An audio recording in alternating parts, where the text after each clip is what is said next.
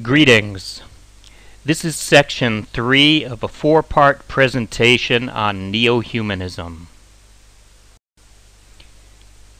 In section 1, it was stated that a lack of harmony between the inner and outer worlds has led to a great increase in mental disease. In the next 2 sections of this presentation, we will examine the thought processes that enable the necessary and desired harmony. First, let us consider the outer world. Animal existence is more physical than mental, but human existence is more mental than physical. Dogs are highly intelligent animals. Nevertheless, you can kick a dog, and the dog will still come and take your food just as soon as the dog overcomes fear of you. But if you merely insult a human being, that human being may never accept any food that you offer. In addition to various activities like thinking and remembering, human mind has 3 modes of functioning: instinct, sentiment, and discrimination. All living beings, developed and undeveloped, have inborn instincts. Mosquitoes suck blood. Human babies drink their mother's milk. In undeveloped beings, instinct is their only mental function. Instinct is neither good nor bad. It is natural.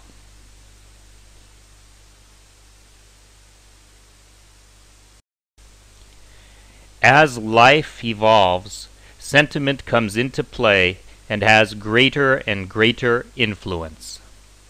In more developed animals, sentiment exceeds instinct. But sentiment is not discrimination. Goaded by sentiment, mind runs blindly after what it likes. Those who move along the path of sentiment do not discriminate between right and wrong. They meekly accept all superstitions surrounding the goal toward which they are running. Such conduct is very dangerous. It may destroy the sentimental individual and even an entire family or social group. On the path of sentiment, people do not ask questions about propriety or even employ common sense. Sentiment is an unbridled horse.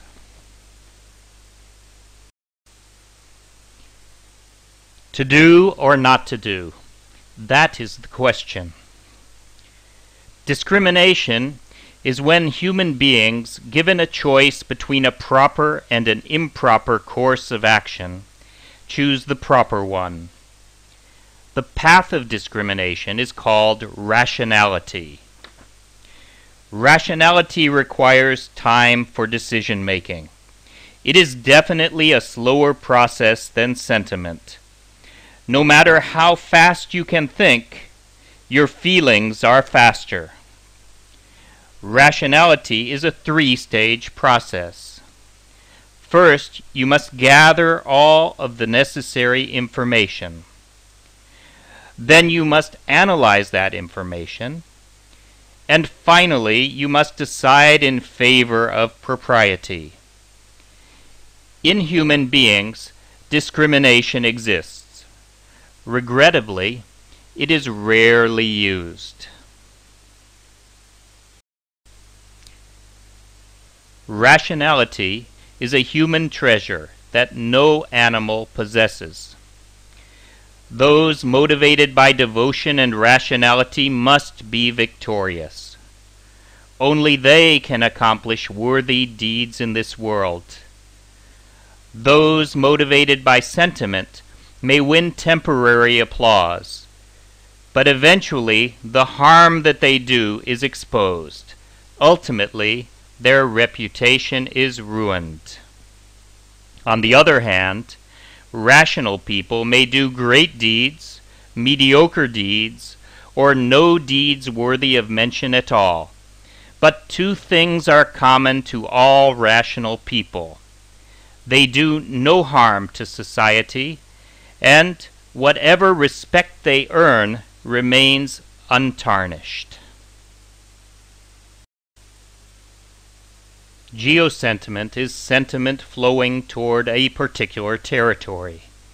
For example, the German sentiment for Deutschland, the British sentiment for England, the French sentiment for France, and the Jewish sentiment for Israel. Where geosentiment is dominant, there is no consideration of right or wrong, and there is no consideration of logical or illogical. In the first phase, sentiment substitutes for reason, and in the second phase, superstition substitutes for reason. All religious, economic, political, and social theories based on geosentiment make way for superstition.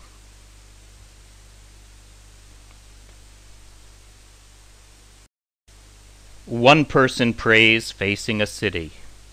Another person prays facing a piece of parchment or a part of a wall. One person imagines that all sins are forgiven by bathing in a disease-ridden river.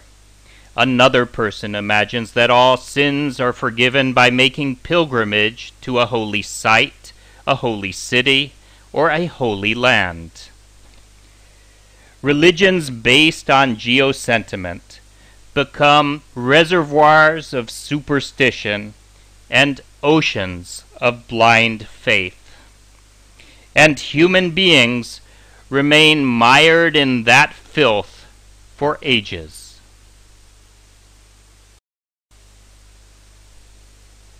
When geosentiment operates in the religious sphere, bloodshed is inevitable.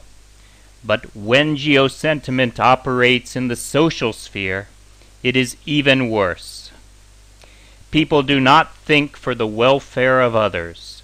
Rather, they thrive on the lifeblood of others, thinking it to be natural. For their economic benefit, the industrially developed countries resort to imperialism, economic and political fascism, and so on. They try to create an arena of satellite states to ensure the supply of raw materials as well as markets for their finished goods. When the underdeveloped countries detect the intentions of the developed countries, conflict arises among them. This poses a great threat to world peace. Geosentiment leads to an irrational approach to economic development of regions. People think, although we have no iron ore or cheap electricity, we must have a steel plant in our area. Although we have no crude oil or cheap electricity, we must have an oil refinery in our area. Although we have no uranium or nuclear technology, we must have a nuclear power plant in our area. All geosentiments, georeligion, geosociology, geoeconomics, and so on, are limited to a particular country or a particular direction. Those countries or directions beyond the confines of the geosentiment are considered profane. In the political sphere, the same trend applies. For example, when some politicians tried to limit socialism to their country alone, they came up with National Socialism, also known as Nazism. Not only was Nazism a political failure, it did immense harm as well. All theories based on geosentiment confine people within bondages of limitations. All theories based on geosentiment alienate one social group from another. And even worse, all theories based on geosentiment ultimately lead to violent conflict among social groups. This is extremely dangerous for human civilization. Under the influence of geosentiment, people forget the fundamental spirit of humanism, and people deviate from the principles of Dharma, righteousness.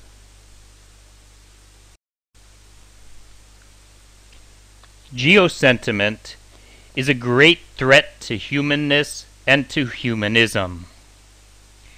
Geosentiment originates in sentiment, and sentiment is a mental mode where people do not follow rationality.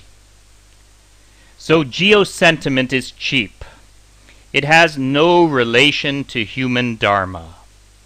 Cats demarcate their territory and regard any other cat who seeks to live there as an invader to be fought.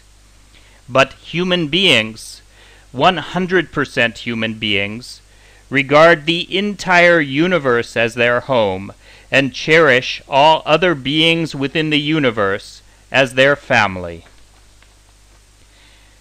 Rationality is the path of conscience, and the goal on the path of conscience is adherence to Dharma. The pinnacle of Dharma for all human beings is realization of the Supreme. That realization is expensive. It cannot be bought with geosentiment. Even rationality is just a down payment.